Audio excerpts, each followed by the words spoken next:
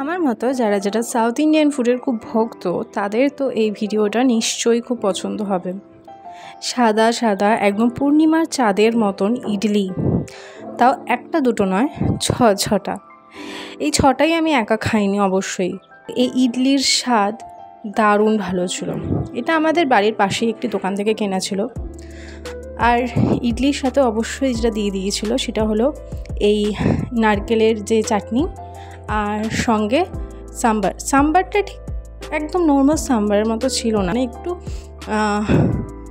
ভারী ছিল, গ্রেভিটা একটু ঘন ছিল। তো যাই হোক, আমার কিন্তু সবচেয়ে প্রিয় এই সাদা নারকেলের চাটনিটা। অনেকেই বলে সাম্বার খুব ভালো লাগে, আমার সাম্বার ভালো লাগে না আমি বলবো না, কিন্তু এই নারকেলের চাটনির মতো না। এটা তো আমি শুধু এমনিও খেতে পারি, এত ভালো লাগে আমার এই নারকেলের চাটনিটা। সঙ্গে লঙ্কা ছিল, একটু ঝাল ঝাল মিষ্টি মিষ্টি, খুব সুন্দর।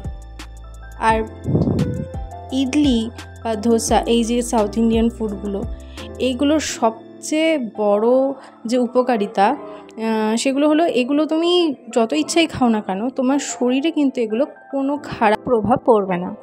তো যখনই খিদে পাবে তখনই তোমরা মন ভরে ইডলি, ধোসা, বড়া খেয়ে নিতে পারো। বড়াটা অবশ্যই একটু তেলে ভাজা হয়, কিন্তু ইডলি দারুণ সুন্দর।